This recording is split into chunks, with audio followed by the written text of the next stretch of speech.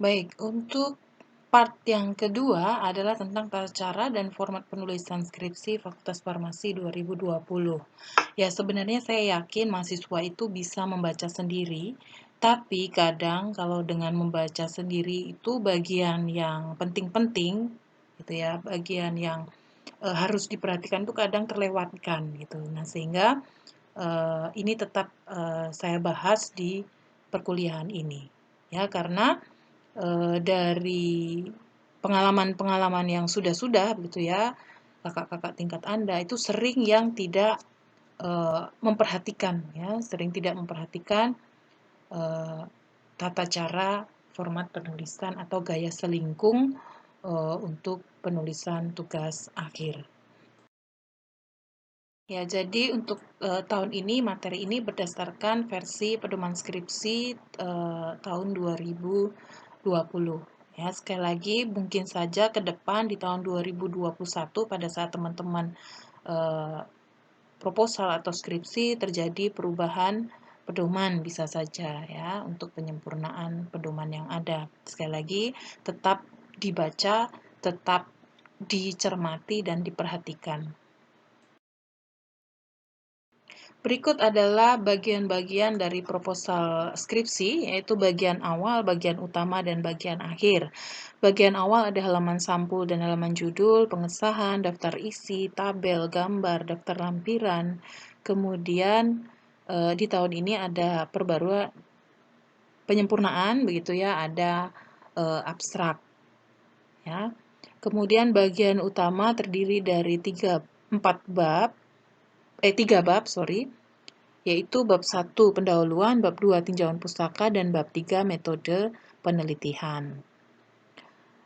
Nah, kita lihat bab pendahuluan ya, ada latar belakang, rumusan masalah atau perumusan masalah, tujuan penelitian dan kegunaan penelitian. Tinjauan pustaka itu tentunya ada tinjauan pustaka yang subbabnya nanti itu tergantung judulnya berdasarkan pustaka atau topik-topik yang terkait dengan penelitian. Kemudian landasan teori, kerangka konsep, hipotesis atau keterangan empiris. Kemudian bab 3 ada populasi dan sampel, variabel penelitian yang terdiri dari identifikasi variabel utama, klasifikasi variabel utama, definisi operasional variabel utama, kemudian bahan dan alat, jalannya penelitian, analisis hasil, dan jadwal penelitian. Nah, ini yang membedakan dengan skripsi ya. Kalau skripsi tidak ada jadwal penelitian, kalau proposal ada jadwal penelitian. Kemudian bagian ketiga yaitu bagian akhir, yaitu daftar pustaka dan lampiran jika ada.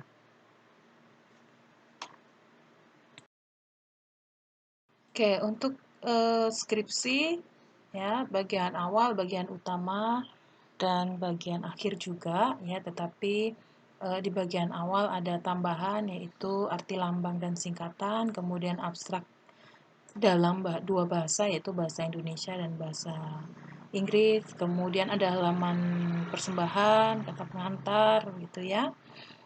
Untuk bagian utama bab 1, bab 2 saya rasa tidak jauh berbeda dengan proposal skripsi.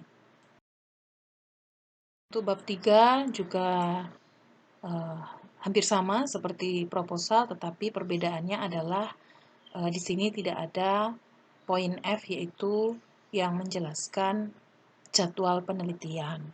Ya. Kemudian di bagian skripsi tentunya ada tambahan hasil dan pembahasan, kemudian ada kesimpulan dan saran. Ya, pendukung bagian akhir juga masih sama, yaitu daftar pustaka dan lampiran, tetapi lampirannya tentu akan jauh lebih banyak daripada proposal. Ya, untuk cover ya dicermati perbedaannya ya antara proposal dan skripsi. Jadi bukan berarti nanti setelah membuat proposal tinggal nambah bab 4 dan bab 5 begitu, tidak ya, tetapi cover pun ada perubahan. Kemudian biasanya cara kerja itu juga antara proposal dengan skripsi ya, ada update ya atau berbeda di lapangan gitu ya pada saat praktek. Nah, itu harus diupdate kembali pada bagian skripsi disesuaikan dengan yang dilakukan pada prakteknya ya. Jadi ini perbedaan sampulnya saja berbeda ya. Silahkan dicermati perbedaannya di bagian mana. Nah, di sini yang perlu saya tekankan adalah tentang judul skripsi ya. Itu harus menarik, positif, singkat, spesifik, tapi cukup jelas untuk menggambarkan penelitian atau kegiatan yang dikerjakan. Ya. Sebaiknya kurang dari 12 kata, dan ini tidak termasuk kata sambung dan kata depan. Dan penggalan judul itu harus ditata agar rapi ya, secara estetika itu baik begitu ya. Jadi biasanya itu pada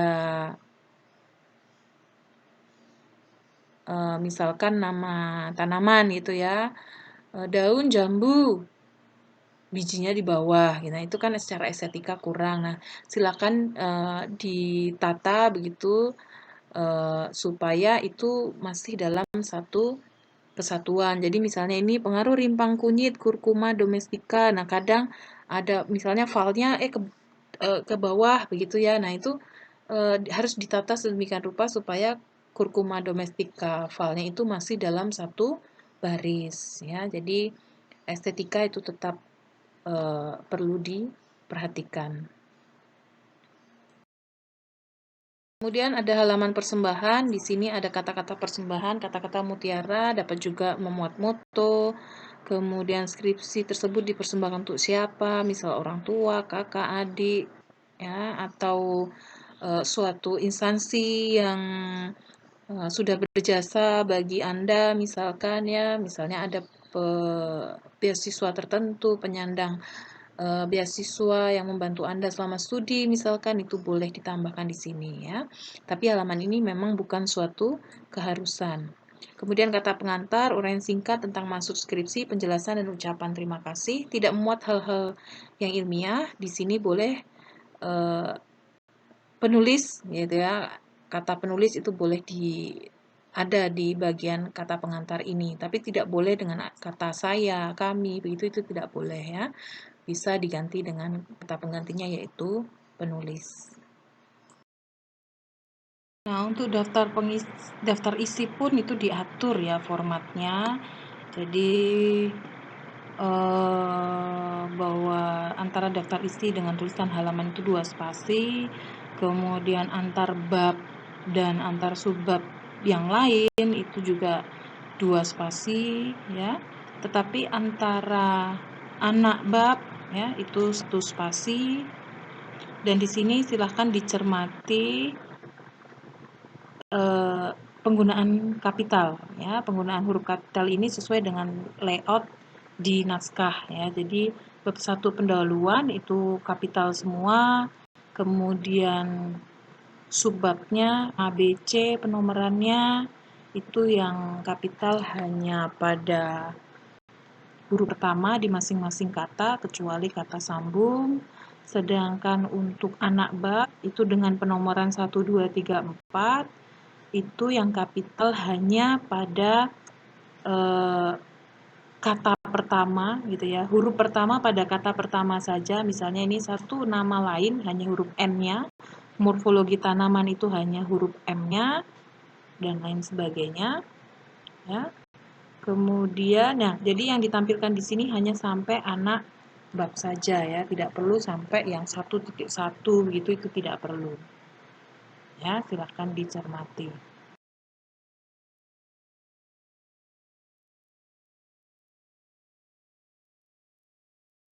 Untuk daftar gambar dan daftar tabel formatnya sama ya. Ini tidak selalu diperlukan, tapi jika ada lebih dari 2 gambar atau 2 tabel maka harus dibuat. Tapi kalau hanya ada 1 gambar atau 1 tabel saja tidak perlu ada daftarnya ya.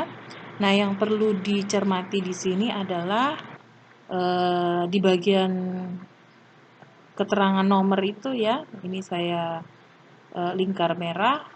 Jadi itu adalah langsung nomor angka, tidak dalam bentuk tabel 1 itu bukan, tapi hanya tertulis 1 apa judul tabelnya gitu ya. Kemudian jadi langsung nomor angka Arab dan tepat pada permulaan batas tepi kiri ya, bukan ditulis tabel 1, tabel 2, tabel 3, tetapi langsung angka 1, 2, 3. Kemudian judul tabel yang lebih dari satu baris, ya, maka spasinya 1. Tapi antar judul tabel itu spasinya 2. Ya. Kemudian ada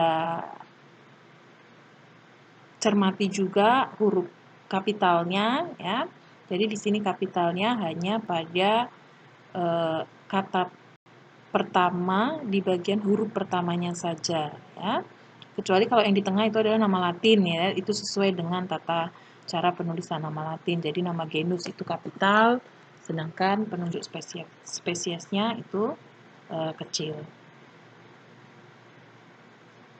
Dan di pojok kanan itu ya ada tulisan halaman gitu ya. Dan nanti lurus dengan tulisan halaman itu tertulis angka-angka halaman berapa pada tabel-tabel tersebut. Selanjutnya adalah daftar lampiran. Ini jika lampirannya banyak, jadi urutan judul lampiran dan nomor halamannya. Lampiran dapat berupa tabel, gambar, atau teks. Semuanya disusun dengan nomor urut sesuai dengan penyebutannya dalam tubuh tulisan. Tidak perlu ada perbedaan antara tabel lampiran atau gambar lampiran. Kemudian tata cara pengetikan sama dengan daftar tabel atau gambar, ya. Kemudian arti lambang dan singkatan, ya. Jadi ini di sini daftar-daftar singkatan atau lambang yang dipakai di naskah, ya, disertai artinya, ya. Kalau itu bahasa Inggris ya dimiringkan. Ya, misalnya ini ATCH gitu ya, ACTH ya harusnya, adrenocorticotropic hormone, NAD misalnya, seperti itu, dan dituliskan pada tab keempat, ya, kepanjangannya. Kemudian abstrak bahasa Indonesia dan bahasa Inggris, ya. Kalau untuk proposal itu cukup 2 alinea, tapi kalau skripsi itu 3 alinea. Di sini uraian singkat tapi lengkap tentang tujuan, cara, dan hasil penelitian. Alinea 1 itu latar belakang dan tujuan penelitian. Kemudian alinea 2 metodologi dan analisisnya. Alinea 3 itu hasil penelitian dan kesimpulan. Panjangnya tidak lebih dari 1 halaman atau kurang lebih 200 kata dengan ketikan 1 spasi. Jangan ada singkatan kecuali kalau disebutkan lebih dari 1 kali, ya. Jadi yang pertama itu lengkap singkatan dan kepanjangannya, baru yang berikutnya itu singkatannya. Kata kunci berupa kata yang dianggap paling spesifik dari topik penelitian, kemudian harus ada identitas penulis, tahun penulisan, dan judul dicantumkan pada bagian awal abstrak, ya. Oke, ini contoh abstrak, ya. Jadi untuk yang proposal dan skripsi, jadi kalau intinya yang skripsi itu tinggal menambahkan hasil saja, ya. Kalau yang untuk bahasa Inggris jangan lupa dibuat dalam bentuk past tense, ya, kalimat past tense. Dan jangan hanya sekedar mentranslate di Google Translate begitu ya, tetapi coba kalian baca di beberapa publikasi-publikasi begitu, kan nanti tinggal hanya mengganti sesuai dengan topik penelitian Anda, ya. Untuk isi bab, saya rasa di materi-materi sebelumnya sudah disinggung, ya, materi Bu Wiwin begitu ya, latar belakang itu harus seperti apa dan lain sebagainya, itu sudah dibahas di sana, sehingga saya lebih menekankan ke kesalahan apa sih yang sering terjadi dalam bab 1 gitu ya. Kita lihat yang pertama adalah latar belakang kurang menekankan perlunya penelitian skripsi dilakukan dan dasar-dasar yang mendukung alasan mengapa penelitian ini perlu dilakukan, ya, berdasarkan hasil penelitian terdahulu. Nah, itu kurang, ya, kurang penekanannya. Kemudian yang kedua, permasalahannya itu kurang terarah dan tidak didukung latar belakang. Jadi nggak nyambung antara isi yang di latar belakang dengan permasalahannya, ya. Permasalahan terdapat minimal 2 variabel utama. Kemudian yang ketiga, penulisan pustaka yang diacu tidak memenuhi standar penulisan, ya, tidak sesuai dengan pedoman. Selanjutnya adalah penulisan kalimat tidak sesuai tata bahasa Indonesia, SPOK-nya, itu ya. Jadi sering terjadi kalimat diawali dengan kata kerja atau diawali dengan kata hubung atau kata depan dikedari ya, sehingga harus di-create kalimatnya itu dalam bentuk SPOK ya. Mungkin di buku-buku masih diperbolehkan begitu ya, kata hubung itu di depan, tetapi dalam karya ilmiah skripsi kita begitu ya, itu dihindari ya. Pasti bisa ya, tinggal mengubah kalimat saja. Kemudian kesalahan yang sering terjadi pada bab 1 yaitu adanya penomoran ganda, yaitu misalnya angka 1 itu untuk sistem penulisan, tapi nanti muncul lagi pada perincian ya. Sehingga untuk menghindari itu kita menggunakan cara seperti ini. Kalau merinci itu dengan tulisan pertama koma gitu ya. Jadi pada rumusan masalah itu ya, rumusan masalah, kemudian hipotesis, kesimpulan gitu, yang bentuknya merinci jangan diberi nomor, tetapi dengan cara seperti ini, ditulis di pertama koma apa, kedua apa begitu ya. Jadi dihindarkan penomoran yang terlalu sering. Kemudian penulisan bahasa asing, Inggris atau Latin sering tidak dicetak miring. Ya. Contohnya nama Latin Staphylococcus aureus gitu ya, tipenya itu kebanyakan gitu ya. Kalau satu sih kami masih bisa mentolerir, tapi kalau banyak itu berarti Anda nggak cermat orangnya ya, atau mengabaikan kaidah-kaidah penulisan. Nah, diingat bahwa tata cara penulisan itu juga menjadi poin penilaian ya. Jadi jangan sampai nanti nilainya turun hanya karena tata cara penulisannya aja yang nggak becus gitu. Kemudian kesalahan yang terjadi pada bab 2 ya, bab 2 itu tinjauan pustaka. Sistematika penulisan kurang terarah. Jadi tinjauan pustaka harusnya dimulai dari yang paling luas, lalu semakin menyempit sampai pada pokok masalahnya. Kemudian permasalahan dan hipotesis tidak terdapat kesejajaran ya. Hipotesis sering bukan merupakan jawaban sementara permasalahan. Nah, kemarin sudah diajarkan bagaimana cara membuat rumusan masalah dan hipotesis yang baik. Jadi harus terjadi kesejajaran atau konsisten begitu ya.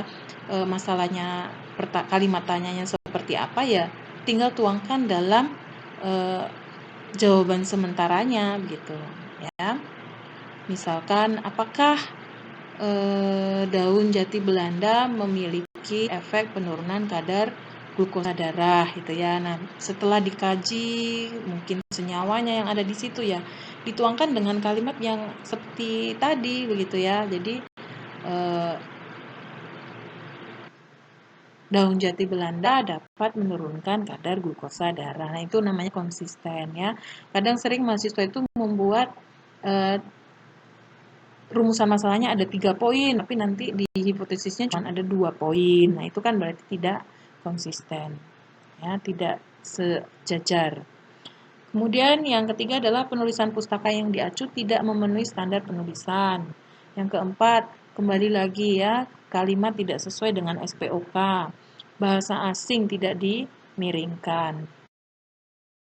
Kemudian kesalahan yang sering terjadi pada bab 3. Ya. Klasifikasi variabel utama kurang jelas sehingga antara variabel bebas, kendali, moderator, rambang, intervening, dan variabel tergantung tidak jelas perbedaannya. Kemudian penulisan definisi operasional tidak sesuai kaidah. Harusnya definisi operasional itu adalah definisi yang didasarkan atas sifat-sifat hal yang dapat diamati dan diperlukan bagi peneliti lain yang akan menguji kembali penelitian ini. Jadi tidak hanya sekedar definisi secara teoritis. Ya, tetapi spesifik ke penelitian yang dilakukan ya. Kemudian definisi operasional itu harus ada kata adalah. Ini sebagai kunci dari definisi operasional. Nah, contohnya yang benar ini ya, minyak asiri temulawak adalah minyak asiri yang dihasilkan dari proses hidrodestilasi irisan rimpang temulawak kering yang dipanen pada bulan Januari 1997 dari Kabupaten Kulon Progo DIY. Kemudian kekerasan tablet adalah tekanan yang diperlukan untuk memecahkan sebuah tablet yang diukur dengan alat uji kekerasan Stokes Mosato, misalkan begitu, ya. Jadi yang namanya definisi operasional itu sekali lagi spesifik terhadap penelitiannya, bukan teoritis ya. Misalkan tadi kalau hanya minyak atsiri saja itu kan berarti suatu metabolit sekunder pada tanaman yang bersifat mudah menguap gitu kan ya, mempunyai bau khas tanamannya. Itu definisi teoritisnya, tetapi di sini yang diharapkan adalah sekali lagi definisi operasional yang dikaitkan dengan batasan-batasan penelitian kita. Kemudian kesalahan yang lain adalah metode penelitian yang tertulis sering tidak jelas untuk memecahkan masalah yang mana atau sering tercampur aduk. Kemudian penulisan pustaka yang diacu tidak memenuhi standar penulisan. Jadi meskipun ini adalah bab 3 metode penelitian, kita bisa tentunya cara kerja yang ada di situ itu bukan kita sendiri kan yang membuat, tetap ada literatur-literatur atau acuan yang kita pakai. Ya, jadi tetap harus dituliskan. Kemudian penulisan kalimat yang tidak sesuai dengan tata bahasa Indonesia, SPO gitu ya. Dan perlu dicermati bahwa yang namanya cara kerja itu disusun dalam kalimat perintah atau kalimat aktif, bukan kalimat ya. Jadi di sini maksudnya adalah cara kerja disusun dalam kalimat perintah atau kalimat aktif. Padahal harusnya itu kalimatnya adalah kalimat pasif. Ya, kalimat pasif itu ya tetap harus SPO ya. Jadi misalkan serbuk paracetamol ditimbang sebanyak 5 kg. Ya, jadi bukan ditimbang serbuk paracetamol sebanyak 5 kg. Kalau itu kan berarti predikat, subjek, objek, kan begitu ya, kebolak-balik. Tapi di sini harus subjek, predikat, objek. Jadi serbuk paracetamol ditimbang sebanyak 5 kg, ya. Dan tidak boleh kalimat aktif. Ya, kalimat aktif itu berarti menimbang serbuk paracetamol sebanyak 5 kg. Nah, itu hindari yang seperti itu, tetapi harus dibuat dalam kalimat pasif yang lengkap S, P, dan O. Kemudian tidak boleh kalimat perintah, timbang serbuk paracetamol sebanyak 5 kg. Ya, itu kayak berarti kamu menyuruh orang pembaca itu untuk melakukan, padahal ini kan sebagai laporan kamu yang sudah melakukan sebuah penelitian. Kemudian tulisan bahasa asing sering tidak dicetak miring. Kemudian bahan dan alat ya harus diuraikan spesifikasinya dan sumbernya dengan selengkap-lengkapnya ya. Harus menyatakan kepekaannya 10,0 apa 10,00 atau 10 tanpa koma begitu ya. Nah, itu harus karena itu terkait dengan alat yang dipakai. Kemudian penelitian di laboratorium harus disebutkan asal, cara penyiapannya, sifat fisiknya, dan susunan kimia bahan yang akan diteliti, agar peneliti lain yang ingin menguji ulang penelitian tersebut tidak salah langkah. Jadi contohnya ya harus lengkap, tidak hanya spektrofotometer UV gitu saja, tetapi spektrofotometer Shimadzu UV 1601 UV vis. Nah, itu kan sampai tipe spektrofotometernya. HPLC Shimadzu LC 20AD dengan detektor SPD 20A ya. Prominence UV vis detector. Nah, bahan pun harus lengkap, kualitasnya atau derajatnya, proanalisis kah atau teknis gitu ya, metanol teknis gitu, atau proanalisis dari mana gitu ya. Ini misalnya etanol PA sigma gitu ya, atau etanol PA merek gitu misalnya ya, aspirin USP sigma, Sepadex lempeng dari merek kalau ini ya. Kemudian ini contohnya metanol KCKT juga merek, Gipco untuk medium RPMI 1640, MTT Sigma. Nah, misalnya untuk sel-sel begitu ya harus lengkap. Galur sel kanker payudara MCF 7 human breast carcinoma yang diperoleh dari LPPT UGM atau yang diperoleh dari misalkan Universitas Syabudi, laboratorium mana gitu misalnya. ya. Kesalahan yang sering terjadi pada bab 4 yaitu hasil penelitian tidak menjelaskan secara terperinci dan sistematis permasalahan, kemudian pembahasan tidak mengkaitkan antara bab 1, bab 2, dan bab 3 dengan hasil penelitian, tetapi sering pembahasan hanya menjabarkan kembali atau mengulang penjelasan hasil penelitian atau hanya menerangkan kembali tinjauan pustaka. Kemudian pengulangan cara kerja harusnya dibahas ya. Jadi tidak hanya menyuplik teori begitu, tetapi harus ada pembahasannya gitu ya. Cara kerja juga tidak hanya mengulang cara kerja, diambil sekian gram dimaserasi pakai etanol begitu saja selama 5 hari sudah begitu, tetapi harus dibahas kenapa kok pakai etanol, kenapa kok pakai maserasi, jadi alasan-alasan langkah tiap langkahnya. Kemudian penulisan pustaka yang diacu tidak memenuhi standar penulisan, penulisan kalimat tidak sesuai dengan tata bahasa Indonesia, penulisan bahasa asing sering tidak dengan huruf miring. Jadi pada bab 5 yaitu kesimpulan yang tidak hanya menjawab permasalahan tetapi mengulang pustaka lagi. Kemudian kesimpulan seharusnya hanya berisi pernyataan statement yang dilakukan oleh pada hasil penelitian dan hasil statistik yang diharapkan. Jadi harus linier ya atau konsisten. Permasalahan misalkan minyak atsiri temulawak apakah minyak atsiri temulawak memiliki efek antibakteri terhadap Staphylococcus aureus? Ya, hipotesisnya harus linier. Minyak atsiri temulawak memiliki efek antibakteri terhadap Staphylococcus aureus. Nah, kesimpulannya juga seperti pada hipotesis, kecuali kalau hasilnya berbeda ya nggak masalah ya. Hipotesisnya memiliki efek tapi ternyata nanti kesimpulannya tidak memiliki efek, nggak masalah, yang penting itu nanti di pembahasan harus dibahas ya. Tapi kalimatnya harus mengacu begitu ya. Nah, boleh kalau ditambahkan keterangan pendukung. Kemudian saran tidak berorientasi pada permasalahan yang lebih luas dan belum diteliti. Yang sering terjadi pada bagian akhir yaitu daftar pustaka tidak disusun berdasarkan ketentuan yang berlaku, sumber-sumber yang diacu dalam bagian utama skripsi ada yang tidak disebutkan dalam daftar pustaka, dan sebaliknya yang ada di daftar pustaka itu tidak ada di skripsi. Jadi harus sama ya, jadi yang ada di naskah ya harus ada di daftar pustaka, yang ada di daftar pustaka harus ada di naskah.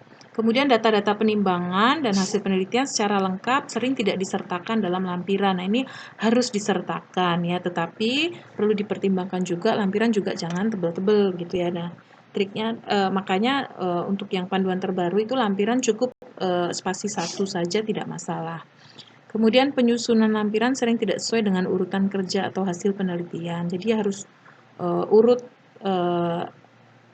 metode kerja gitu ya dalam menata lampiran. Nah, dari berbagai kesalahan yang terjadi dari bab 1 sampai bab 5 tersebut, silahkan kalian simpulkan kesalahan apa sih yang muncul lebih pada satu bab dan tunjukkan itu terjadi pada bab berapa saja. Ya, jadi sekali lagi yang kalian rangkum itu adalah kesalahan apa saja yang munculnya itu lebih dari satu bab gitu ya. Jadi malah harus diurutkan kesalahan yang paling banyak ya. Jadi kesalahan yang sama yang terjadi pada bab tersebut yang paling banyak itu kesalahan apa ya. Sehingga itu yang menjadi poin penting nanti untuk kalian cermati supaya kesalahan itu tidak terjadi pada kalian atau kalian tidak melakukan kesalahan tersebut. Ya, silahkan jawaban ini nanti dituliskan ya, kalian draft dulu, kemudian nanti kalau sudah ready link YouTube-nya silahkan kalian jawab di link YouTube yang tersedia. Sertakan nama dan NIM, kemudian mahasiswa yang tidak menjawab pun juga harus menyertakan nama dan NIM sebagai bukti kehadiran atau mengikuti perkuliahan materi ini. Oke, untuk tata cara penulisan skripsi ya, jenis hurufnya Times New Roman, font ukuran hurufnya font 12. Kemudian cermati huruf kapital ya. Huruf pertama awal kalimat harus kapital, huruf pertama judul jurnal harus kapital, nama bangsa, bahasa, agama, hari, bulan, lembaga, tempat itu juga harus kapital. Tetapi kalau untuk benda yang ada nama jenis gitu ya pada benda itu tidak dikapitalkan. Kemudian penulisan nama orang pada hukum dalil, uji teori itu juga kapital. Kemudian untuk proses atau uji yang tidak diikuti nama orang ditulis dengan huruf kecil ya. Makanya menulis misalnya reaksi Dragendorf itu berarti harus seperti apa, nanti disesuaikan. Kemudian untuk singkatan ya, jadi singkatannya juga kapital tetapi kepanjangannya itu tidak kapital ya. Huruf kapital dipakai sebagai huruf pertama semua kata dalam nama negara, lembaga, dokumen-dokumen resmi, kecuali kata tugas atau kata hubung itu tidak dikapitalkan. Oke, huruf miring. Ya, kata ungkapan bahasa asing itu harus miring, bahasa Inggris harus miring, ad hoc, at all, in vitro itu bahasa asing ya. Tetapan atau peubah pada matematika XY misalnya. Kemudian judul buku atau terbitan berkala dalam tubuh tulisan, kemudian nama ilmiah, genus, spesies, varietas ya. Nama-nama Latin begitu itu harus dimiringkan ya. Sorry, ini tadi kita membahas tentang huruf miring. Kemudian jarak baris itu 1,5 spasi kecuali halaman pengesahan, abstrak, kutipan langsung, kemudian judul tabel atau gambar yang lebih dari 1 baris, kemudian daftar pustaka, lampiran itu cukup dibuat dalam 1 spasi. Batas tepi atas kiri 4 cm, bawah kanan 3 cm. Kemudian pengisian ruangan harus diisi penuh ya, kecuali memulai bab yang baru ya. Jadi harus ditata tata letaknya begitu. Jadi biasanya penggalan mau menuju tabel begitu ya. Oh, masih ada jeda setengah paragraf setengah halaman. Nah, itu triknya bagaimana? Misalnya tabelnya mau dipaksakan di situ udah nggak cukup begitu. Nah, itu berarti di situ harus diisi sebuah naskah begitu ya kan. Penjelasan tabel itu kan bisa di atas tabelnya atau di bawah tabelnya. Nah, tata letak itu harus dicermati. Selanjutnya adalah tata letak. Jadi alinea baru itu 1 tab ya, biasanya 1,25 cm. Kemudian perhatikan dari aspek penulisan yaitu tata letaknya, huruf kapitalnya, posisi kalimat pertama itu ada di mana. Ya, ini misalkan bab ya, bab itu ada di tengah dan kapital semua, bold penulisannya. Kemudian sub babnya ya itu dengan kode huruf kapital ya, A, B, C, D begitu. Kemudian yang kapital hanya di setiap kata gitu ya, di setiap kata kapital. Kemudian paragrafnya di bawahnya dan ini ada tab sekitar 1,25 cm ya. Kemudian anak subjudul dengan nomor 1, 2, 3, 4 begitu dan yang kapital hanya pada huruf pertama saja ya, pada huruf pertama. Kemudian paragraf di bawahnya sama seperti pada subjudul tadi. Tapi untuk anak subjudul ini yang harus dicermati dan ini berbeda. Jadi kita menggunakan angka 2.1. Nanti kalau ada anaknya lagi itu 21.1, ada anaknya lagi 21.1.1 dan seterusnya. Nah, di sini juga yang kapital hanya pada huruf pertama dari kata pertama saja ya. Dan kalimat yang bold dan bold ya sama seperti subjudul tadi, bold juga ditebalkan, tetapi di sini yang berbeda adalah paragrafnya langsung di belakang judul tersebut ya, langsung di belakangnya. Jadi tidak baris yang baru. Tata cara selanjutnya adalah penulisan bilangan dan satuan. Jadi lambang bilangan yang dapat dinyatakan dengan 1 atau 2 kata ditulis dengan huruf kecuali jika ada pemaparan atau perincian yang secara urutan seperti pada contoh. Kemudian kalau ada lambang bilangan yang di awal kalimat, maka juga harus ditulis dengan huruf, ya, seperti pada contoh. Kemudian bilangan desimal itu harus menggunakan koma, bukan dengan titik. Kemudian jika ada urutan desimal, ya, seperti contoh yang di bawah konsentrasi 8,5, maka pemisah antara satu konsentrasi dengan konsentrasi yang lain itu dengan titik koma. Satuan dinyatakan dengan singkatan resmi yang tanpa titik, contohnya miligram, gram, kilogram, seperti itu. Selanjutnya tanda koma itu untuk mengapit keterangan tambahan yang sifatnya tidak membatasi. Jadi biasanya ditanda dengan kata baik maupun gitu ya. Jadi ini contohnya sambiloto, koma, baik dalam bentuk tunggal maupun campuran dapat digunakan sebagai obat. Jadi ada keterangan tambahan yang menerangkan sambilotonya. Nah, kemudian diapit dengan tanda koma, baru kelengkapan kalimat berikutnya, yaitu predikat dan objeknya. Titik 2 dipakai memisahkan kata yang memerlukan pemberian, misalnya ini pada sistematika tanaman gitu ya. Oh, dunia atau kingdomnya apa, filmnya kelas, ordo, dan seterusnya. Selanjutnya penulisan nama bahan kimia atau yang lain, jadi nama lazim bahan kimia ditulis dengan huruf kecil, bukan kapital, dan nama obat ditulis menurut The Merck Index atau Farmakope Indonesia. Jadi kalau ada nama kimianya dalam versi bahasa Indonesianya, ya dituliskan dalam bahasa Indonesianya, tidak perlu dalam bahasa Inggrisnya. Nah, kalau memang mengambil dari jurnal dan kita tidak bisa mengindonesiakannya, ya, misalnya dalam versi bahasa Inggris, ya harus dicetak miring. Tapi saya yakin nama senyawa itu bisa di Indonesiakan karena kita sudah menyerap istilah tersebut ke dalam bahasa Indonesia. Ya. Jadi misalkan tolbutamid, kloramfenikol, ya, dan lain sebagainya. Kemudian penomoran, ya, jadi penomoran jangan terlalu sering. Jadi jangan menggunakan nomor 1, 2, 3 untuk merinci sesuatu, atau di sini contohnya A, B, C, dan lainnya.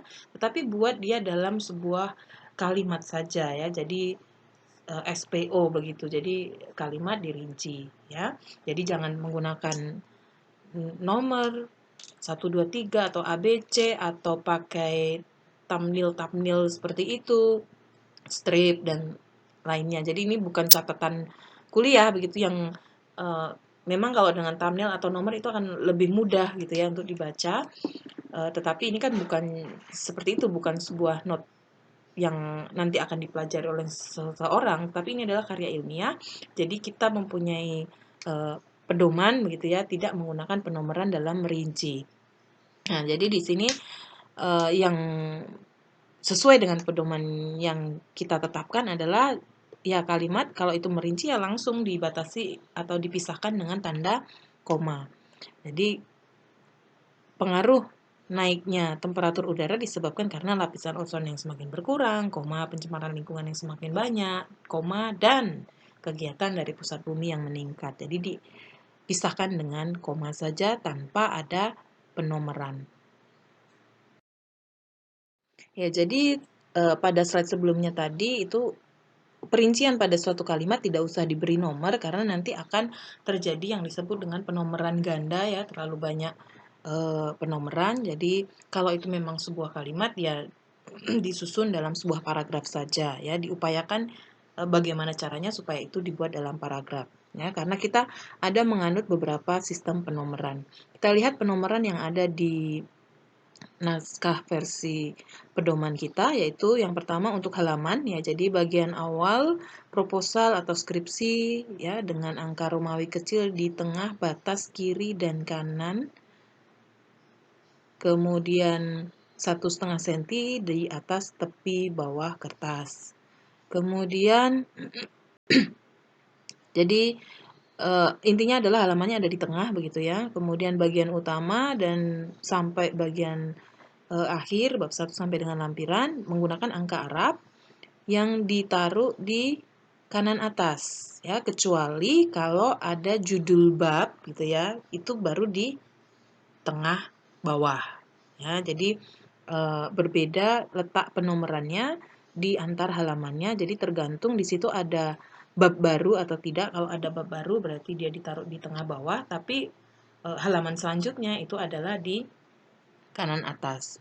Silahkan ini perlu dilatih begitu ya supaya bisa menyusun sebuah file Word di mana letak atau posisi halamannya itu berbeda-beda. Kemudian nomor halaman diketik pada jarak 3 cm dari tepi kanan bawah kertas atau 1,5 cm dari tepi atasnya. Jadi ini silahkan dipraktekkan. Kemudian untuk penomoran juga diberikan terhadap sebuah persamaan. Jadi kalau ada reaksi kimia, ada rumus, matematika begitu, maka diberi nomor di dekat batas tepi kanan pengetikan tanpa diakhiri titik.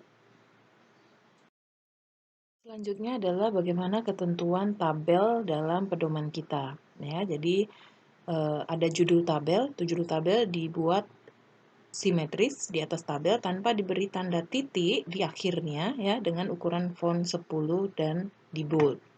Kemudian tabel ya tidak semua garis ada, jadi garis kolom begitu itu tidak ada, jadi hanya di baris pertama dan di penutup tabel saja ya. Tetapi jika tabel itu berisi dua hal yang berbeda, contohnya di sini ya, di sini kan ada kekerasan buah dan yang bawah itu adalah persen gula.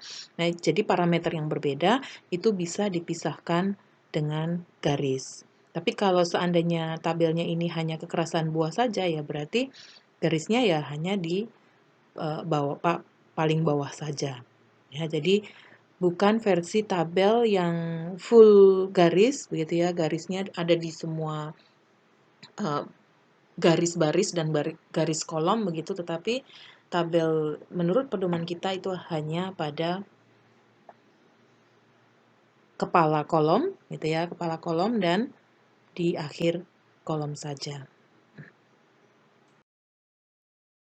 Nah, jadi silakan dicermati ya bentuk tabel versi pedoman kita. Kemudian jika judulnya itu lebih dari satu baris, maka baris kedua dimulai tepat di bawah judul pertama judul ya. Jadi seperti ini ada dua baris pada judul tabelnya. Huruf P pada kata percobaan itu lurus dengan huruf R pada kata rata-rata. Dan judul tabel ya tidak kapital semua. Yang dikapitalkan hanya pada huruf pertama saja. Ya, kecuali kalau itu ada nama tempat atau wilayah itu tetap menggunakan huruf kapital. Jadi ini kan nama tempat ya, kebun percobaan ini kan nama tempat. Jadi tetap kapital. Tapi kalau bukan nama tempat atau nama geografi seperti itu atau nama orang misalkan, maka hanya di huruf pertama saja. Nah, judul tabel ya itu merupakan frase bukan kalimat pernyataan tentang tabel dan gambar secara ringkas ya. Memberikan informasi singkat yang dapat dipahami oleh pembaca tanpa harus membaca tubuh tulisan. Nyatakan kunci-kunci informasi saja dan merupakan frase yang berdiri sendiri dan dapat menerangkan arti dari tabelnya. Jadi tabel itu harus berdiri sendiri ya. Jadi tanpa kita melihat naskah itu sudah jelas isinya apa, sehingga judul tabel itu ya harus komplit ya.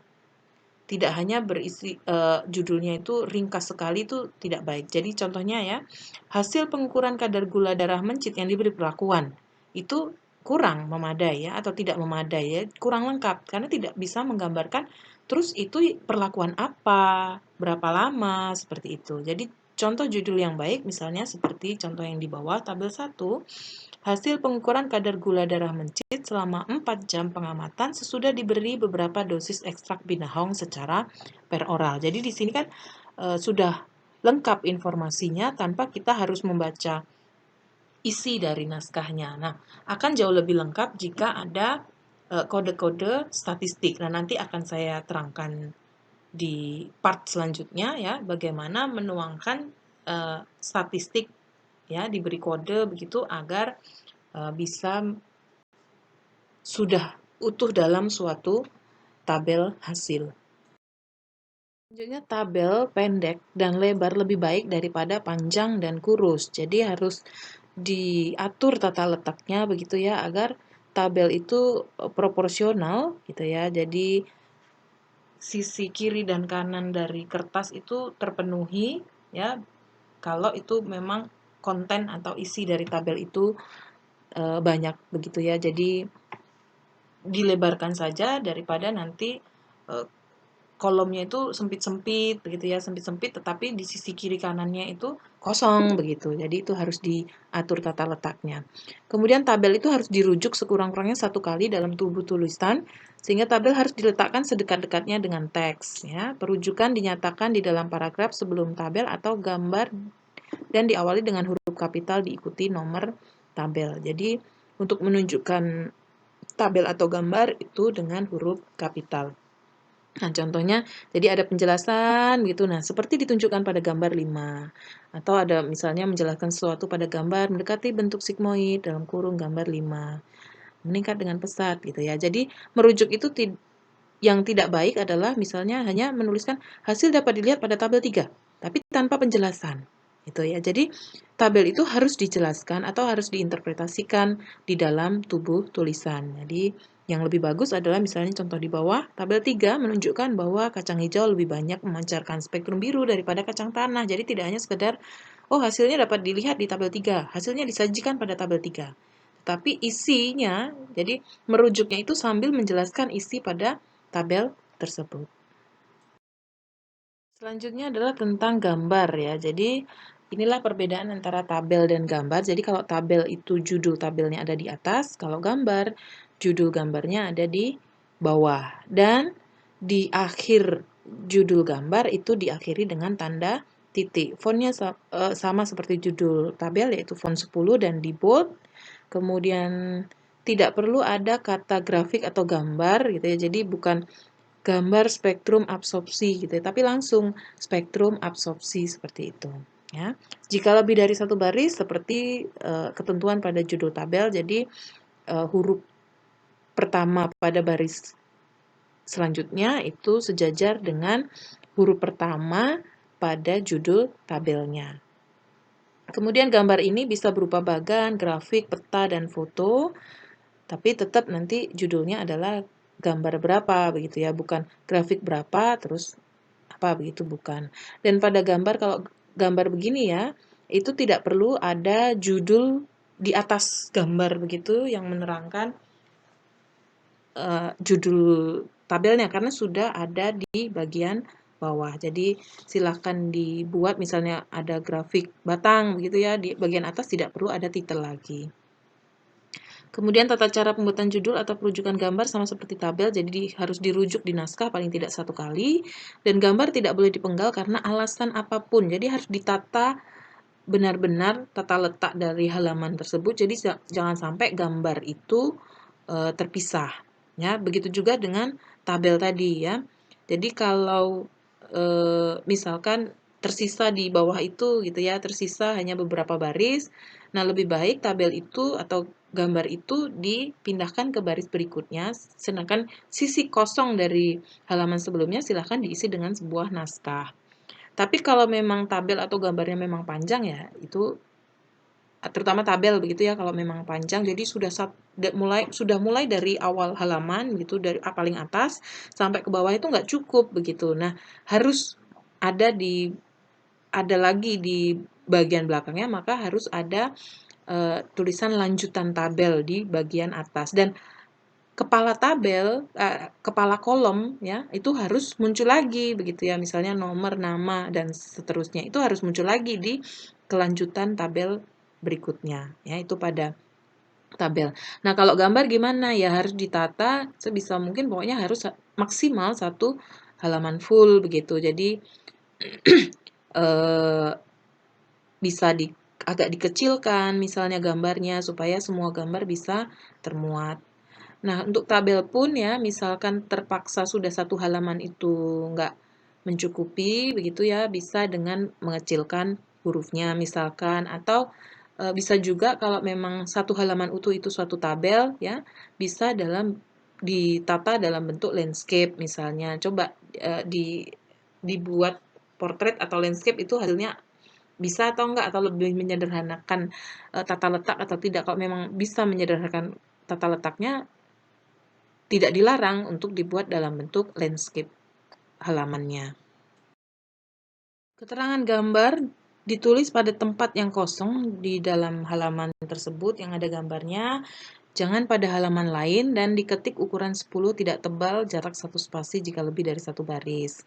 Nama gambar juga bisa ditulis pada judul gambarnya. Jadi contohnya pada slide sebelumnya itu tadi ya, kan spektrum itu tadi kan spektrum dua senyawa ya, parastamol dan salisilamid. Nah, pada parastamol di kode A, salisilamid di kode B. Jadi langsung pada judul gambar itu, spektrum absorpsi parastamol dalam kurung A dan salisilamid dalam kurung B begitu. Jadi kode A dan B-nya sudah dituliskan pada bagian judul gambar.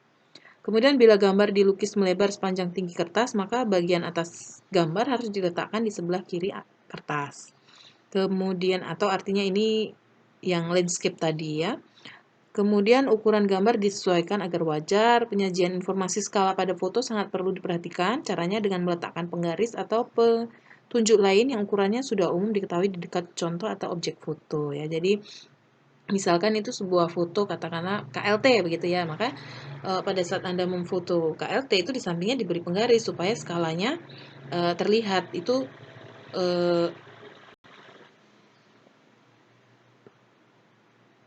fotonya itu begitu ya, itu ada di kira-kira lebarnya berapa itu bisa dibayangkan. Misalnya juga gambar daun misalkan ya, seperti di Materia Medica begitu kan, itu ada semacam skala begitu ya, supaya tahu oh daunnya itu sebesar apa sih, selebar apa gitu ya, dengan proporsional foto tersebut ya.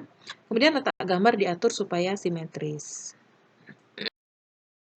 Untuk ketentuan istilah ya yang digunakan adalah istilah bahasa Indonesia atau yang sudah diterjemahkan atau sudah diserap ke dalam bahasa Indonesia. Istilah asing ya jika sukar atau tidak ada terjemahannya, belum ada begitu ya terjemahan dalam bahasa Indonesianya, maka harus dicetak miring. Kata majemuk yang merupakan gabungan bentuk bebas dan bentuk terikat ditulis serangkai, misalnya antar bangsa. Jadi bukan antar spasi bangsa begitu ya, atau menggunakan kata anti ya, hipertensi, hiper dan tensi itu juga tanpa spasi, inframerah, ultraviolet, kontraindikasi, semipolar, nonpolar itu juga tidak menggunakan spasi ya penulisannya. Kemudian kata majemuk yang diberi awalan dan akhiran dituliskan serangkai, misalnya penyalahgunaan ya. Jadi kalau ini tidak menggunakan imbuhan dan akhiran begitu, itu kan terpisah begitu ya. Tapi kalau ada imbuhannya maka tanpa ada spasi ya penulisannya. Nah, kecuali misalnya ini perkembangbiakan itu tanpa spasi, tapi berkembang biak ya, hanya awalan saja, maka itu menggunakan spasi. Kemudian cermati bagaimana istilah yang menggunakan huruf F dan V begitu ya. Jadi misalkan di sini aktif ya, bukan aktif atau pakai V ya, tetapi pada saat ditambah akhiran tas di belakang begitu ya, itu yang benar adalah sudah terdapat pada pedoman ejaan kita yaitu aktivitas. Jadi bukan aktivitas menggunakan huruf F. Kemudian konsonan kembar dalam bahasa Indonesia tidak ada ya. Misalnya klasifikasi ya, dalam bahasa Inggris kan S-nya double, tetapi dalam bahasa Indonesia S-nya nggak double ya. Kemudian kecuali ya massa ya, karena massa itu ada massa ya, tapi ada MASSA itu memang yang memiliki makna yang berbeda ya. Jadi itu kemudian huruf Y jika lafalnya Y ya, tetapi dalam bahasa Indonesia ya, kalau lafalnya itu adalah huruf I, maka harus dituliskan dengan huruf I. Kemudian huruf X ya, di awal kalimat, maka ya tetap huruf X gitu ya, misalnya contohnya xylem. Tapi kalau ada di tengah-tengah taksonomi itu kalau dalam bahasa Inggris kan pakai X. Nah, itu di Indonesia kan menggunakan K dan X. Ya, begitu juga di akhiran. Kemudian huruf H begitu ya, KH misalnya, CH begitu. Nah, di dalam bahasa Indonesia juga huruf H-nya itu akan hilang. Ya. Jadi ini harus dibiasakan ya, dicermati sendiri. Kemudian akhiran IC itu dirubah menjadi I dan K gitu ya, dan seterusnya. Jadi biasakan dengan tata cara penulisan istilah dalam bahasa Indonesia yang baik dan benar. Ya, kemudian beberapa kata yang sering salah begitu ya. Ada sintesis, bukannya sintesa, atmosfer, bukan pakai I ya. Kemudian apotek apa apotik gitu ya. Ini istilah-istilah ini tentu bisa Anda cek sekarang KBBI online itu juga bisa diakses dengan mudah ya. Autoclave apa autoclave gitu ya, yang benar adalah autoclave gitu ya. Fluoresensi juga penulisannya harus benar. Kemudian beberapa kata tidak baku yang sering digunakan gitu ya. Jadi biasakan ke depan menggunakan bentuk yang bakunya ya. Ternyata terdiri dari itu bentuk tidak baku, tetapi yang bakunya sebenarnya adalah terdiri atas ya. Tergantung pada itu juga tidak baku, yang baku adalah bergantung pada, berdasarkan pada, bertujuan untuk itu sebenarnya tidak baku, yang benar adalah bertujuan ya langsung apa tujuannya begitu ya, bertujuan menghilangkan pengotor misalnya. Jadi bukan bertujuan untuk menghilangkan pengotor. Kemudian kalau kita menggunakan kata antara, maka dipisahkan dengan dan. Kita antara X dan Y, bukan antara X dengan Y, itu yang salah. Dibandingkan dengan, walau atau meskipun, ya, itu tanpa menggunakan kata tetapi. Kemudian beberapa sampel ya, jangan beberapa sampel-sampel, karena sampel-sampel itu sudah mengandung arti atau makna beberapa ya. Jadi jangan double makna seperti itu. Banyak unsur-unsur, nah ini juga sama ya. Jadi hanya banyak unsur atau mau unsur-unsur saja gitu boleh. Kemudian disebabkan karena itu tidak baku, yang benar adalah disebabkan oleh. Agar supaya gitu ya, agar supaya nggak boleh disambung karena itu adalah dua kata yang maknanya sama. Jadi dipilih salah satu. Dalam rangka gitu, dalam rangka untuk itu sudah nggak perlu pakai untuk, jadi langsung dalam rangka apa gitu ya. Kemudian jika ada awalan kata awal itu setelah begitu ya, tidak perlu selanjutnya adalah ada kata kemudian ya. Kecuali kalimat baru kemudian lalu begitu. Dan kita juga menganut bahwa di awal itu diupayakan tidak menggunakan kata hubung. Jadi kita harus bisa meng-create kalimat yang baik. Kemudian baik maupun ya, yang benar rangkaiannya itu bukan baik ataupun gitu, itu bukan. Ya, jadi saya ingatkan kembali bahwa kata penghubung tidak boleh di depan kalimat, kata depan itu juga harus dihindari di depan subjek. Kemudian awalan dengan kata depan itu harus bisa membedakan ya, kapan menggunakan spasi, kapan tidak dengan spasi. Kemudian kata depan jika berfungsi menyatakan tempat dan penulisannya selalu dipisah dari kata di belakangnya ya. Di dalam, di samping itu juga dipisah karena itu bukan suatu awalan. Beberapa contoh menuliskan pustaka ya. Jadi kalau satu penulis, kalau itu di awal kalimat ya nama, ini adalah nama belakangnya ya. Kemudian tahun yang diberi tanda kurung, kemudian predikat ya. Kalau mau dengan halaman ya biasanya untuk yang sosial, ilmu-ilmu sosial begitu itu dilengkapi dengan halaman ya. Tetapi kalau eksak itu tidak wajib ya. Kemudian kalau dua penulis ya dipisahkan dengan kata dan, jadi tidak dengan bahasa Inggris and begitu. Meskipun bukunya buku bahasa Inggris, tetapi kita tetap menggunakan kata dan saja. Kemudian lebih dari dua penulis maka menggunakan et al ya, menggunakan et al dan dimiringkan diakhiri dengan tanda titik. Ya, jadi kalau dengan halaman ya dicermati. Jadi setelah tahun titik 2 spasi halamannya. Kemudian kalau sumber kutipan di akhir ya. Jadi kalau di akhir untuk pedoman yang sekarang itu antara nama belakang dan tahun diberi pemisah tanda koma ya. Kalau mau ditambahkan halaman juga dipersilahkan ya. Silahkan dicermati dan nanti diaplikasikan ya, baik pada saat nanti Anda tugas akhir maupun pada pembuat tugas yang lain. Kemudian jika sumber kutipan dari penulis yang sama, ya, maka misalnya namanya sama-sama John begitu ya, maka langsung 2 tahunnya itu langsung dituliskan dalam satu tanda kurung. Tapi jika tahun publikasinya juga sama juga, maka diberi huruf A dan B, dan ini juga huruf ini melekat nanti pada saat membuat daftar pustaka. Kemudian sumber kutipan berupa banyak pustaka dengan penulis yang berbeda-beda gitu ya. Jadi caranya dengan kalau ini di akhir ya, tanda kurung, kemudian antara pustaka yang satu dengan yang lain dipisahkan dengan titik koma.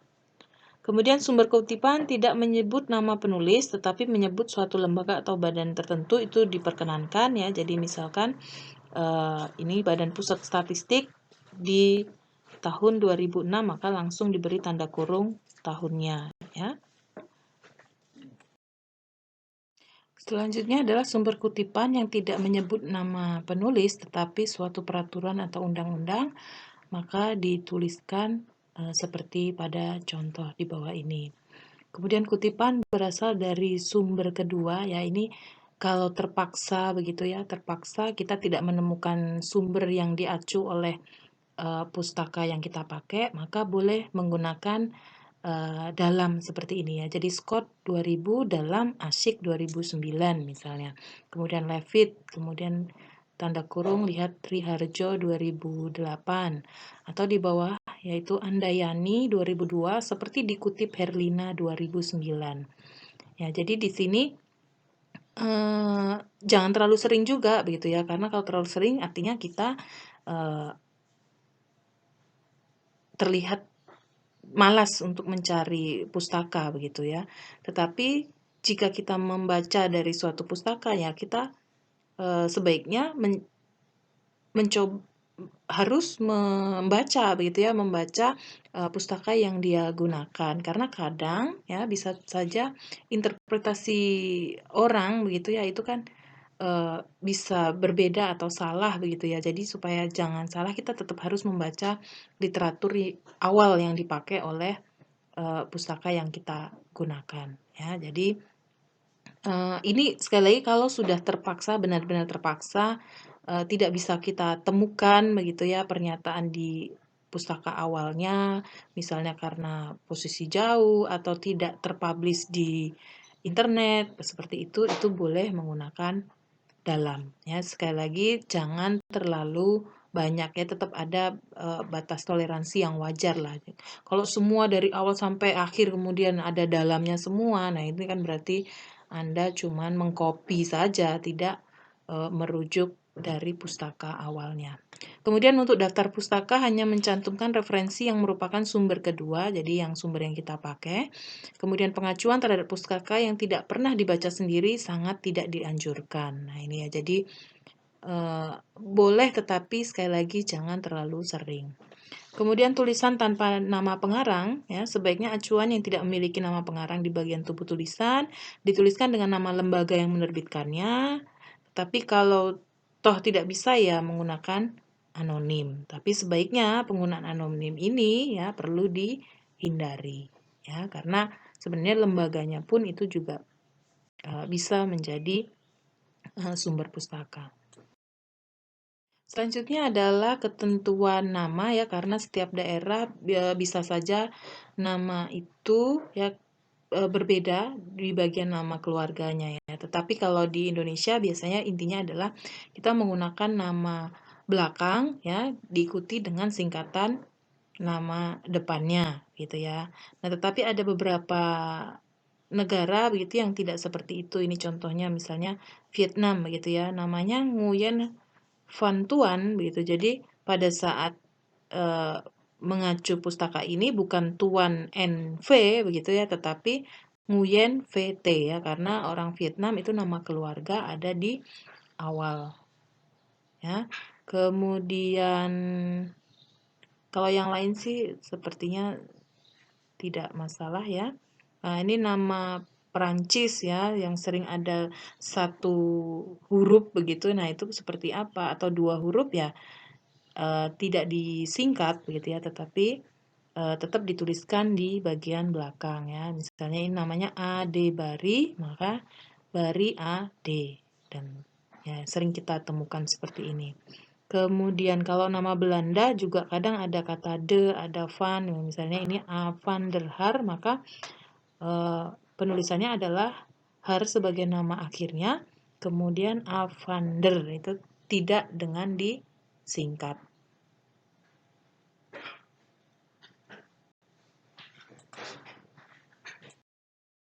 Oke, kemudian nama yang mengandung unsur nama Arab itu juga ada perbedaan ya. Jadi misalnya Ali Ibn Saud, maka penulisannya adalah Ibn Saud A, jadi bukan Ibn SA begitu.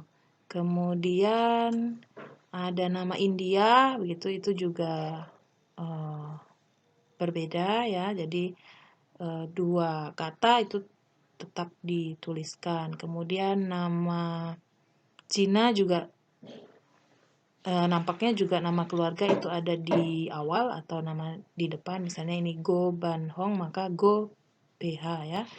Tetapi untuk nama yang bukan nama tradisional begitu, ini misalnya Michael Chang begitu ya, itu Changnya sebagai nama keluarga ya. Jadi nama nama Cina ini ada beberapa perbedaan ya. Ada yang nama keluarganya di depan, ada yang sebagai nama keluarganya di belakang. Kemudian Myanmar, ya ini sering ada satu huruf begitu ya, utan, maka dibalik ya huruf U-nya yang ada di belakang. Selanjutnya adalah tata tulis daftar pustaka ya. Jadi pola daftar pustaka yang saat ini berlaku ya. Jadi sekali lagi saat ini berlaku karena mungkin saja nanti periode depan bisa berbeda gitu ya. Karena ini berbeda dengan yang periode sebelumnya ya. Jadi ada perubahan. Ya, jadi polanya adalah nama ya, seperti tadi ketentuan yang pada tabel sebelumnya, misalnya nama belakang, kemudian diikuti singkatan nama depan untuk pengarang yang pertama, kemudian pengarang kedua di sini ya dicermati bahwa singkatan nama depan diikuti nama belakangnya. Jadi untuk penulis yang kedua dan ketiga seperti itu. Jadi ini contohnya Yaya R titik koma, kemudian A titik E, jadi ini singkatan nama depan baru diikuti nama belakang. Kemudian diikuti tahun dan diikuti judul bukunya. Ya, dicermati di sini adalah judul buku itu kapital di setiap kata, kecuali kata sambung ya. Jadi ini ada judul yang menggunakan kata dannya tidak dikapitalkan. Kemudian setelah itu edisi, kemudian setelah itu ya kalau ada cetakan keberapa itu juga dituliskan, kemudian penerbit dan kota terbit ya. Jadi versi yang sekarang seperti itu. Kemudian untuk buku terjemahan ya, ini kalau kita lihat polanya adalah yang ditulis adalah buku aslinya, kemudian baru dilengkapi dengan buku terjemahannya apa begitu ya. Jadi kalau ini kan kita lihat Baudrillard J tahun 70, ini buku aslinya begitu. Nah, kemudian terjemahannya adalah diterjemahkan oleh J.P. Mayer dan B.S. Turner di tahun 98 dengan judul itu buku terjemahannya diikuti dengan penerbit dan kota terbit. Ya, jadi di sini yang ditulis pada buku terjemahan itu adalah buku aslinya ya, buku aslinya. Ini misalnya Creswell JW 2008 riset desain kualitatif kuantitatif meskipun sekarang ada diterjemahkan oleh Fawet tahun 2010 riset desain pendekatan kualitatif kuantitatif gitu ya. Nah, jadi yang dituliskan itu adalah nanti disitasi adalah buku aslinya. Meskipun kita menggunakan buku terjemahannya. Selanjutnya, buku terbitan dari lembaga, badan, atau organisasi, maka dituliskannya seperti ini. Jadi, nama lembaganya, tahun, kemudian judul dokumennya apa, kemudian edisi, ya ini Januari itu kan edisinya, kemudian instansi dan kota, ya diakhiri dengan kota. Kemudian buku terbitan lembaga atau badan organisasi misalkan berisi himpunan peraturan, undang-undang dan lain-lain ya. Jadi kalau memang ada singkatannya silahkan diberi tanda kurung singkatannya. Ya, silahkan dicermati mana yang dimiringkan. Ya, seperti itu. Selanjutnya adalah peraturan, undang-undang, dan sejenisnya yang cetak lepas. Jadi bukan suatu cetakan dalam bentuk buku. Jadi lepas, maka ditulisnya adalah Undang-Undang Republik Indonesia Nomor 20 Tahun 2003, Sistem Pendidikan Nasional. Ya, kalau ada, jadi langsung nomor dan tentangnya, kemudian tanggal keluarnya, baru informasi di sini ada lembaran negara nomor berapa begitu dan diakhiri dengan tahun ya. Silahkan dicermati.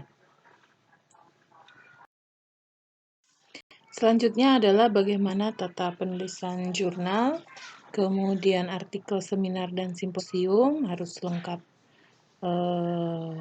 tanggal simposiumnya begitu ya. Ini contohnya yang paling bawah ya. Jadi sesuaikan sekali lagi dengan pedoman yang ada yang saat ini berlaku. Itu berkali-kali saya sampaikan seperti itu ya, karena bisa saja versinya berbeda nanti di tahun-tahun yang depan atau di tahun-tahun kemarin itu. Jadi jangan menuliskan daftar pustaka itu jangan hanya sekedar mencontoh kakak tingkat ya, tetapi cermati pedoman yang berlaku.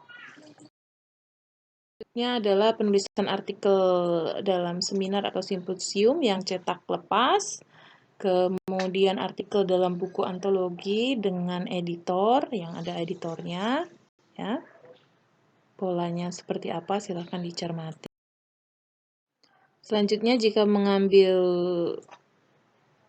pustaka dari skripsi atau tesis atau disertasi ya, caranya seperti beberapa contoh ini ya. Jadi skripsi dan lain-lain itu yang bisa kita cuplik dari situ adalah hasilnya mereka ya, hasil yang dituangkan mereka. Jadi jangan meng-copy paste begitu ya tinjauan pustakanya begitu. Boleh membaca tinjauan pustaka mereka, tetapi tetap kita konfirmasi ke pustaka yang mereka gunakan. Jadi jangan menggunakan kemudian tinjauan pustaka dari skripsi tersebut semua, jadi nanti dalam-dalamnya itu di dalam skripsi itu begitu. Itu menunjukkan bahwa seperti tadi yang saya sampaikan, berarti kalian tidak ada niat untuk mencari pustaka aslinya. Ya, selanjutnya artikel dari internet itu diperkenankan ya, contohnya seperti ini. Ya, tetapi hindari Wikipedia ya. Wikipedia boleh kita membaca Wikipedia, tetapi Wikipedia itu kan di bagian bawah juga ada dia mengambilnya dari mana. Nah, itu bisa kita acu atau kita cari ke sumber asalnya ya. Kenapa Wikipedia itu dihindari? Karena di sistem Wikipedia siapa saja boleh ya, boleh bisa menuliskan di situ tanpa ada reviewernya ya. Itu jadi begitu juga dengan Blogspot seperti itu ya, itu juga untuk karya ilmiah itu tidak diperkenankan ya, kecuali kalau untuk misalkan sumber dosis misalnya ya, dosis empiris begitu. Nah, itu masih bisa ya, karena mungkin bisa saja kita mengangkat sebuah dosis itu dari yang digunakan di masyarakat tetapi belum dibukukan misalnya ya, atau itu ditemukan di blogspot atau mungkin dari testimoni itu hanya kasus itu diperbolehkan, tetapi untuk acuan ilmiah gitu itu tidak diperkenankan. Yang terakhir adalah artikel dari majalah atau surat kabar, kemudian berita dari majalah atau surat kabar ya. Cermati bagaimana tata cara penulisannya.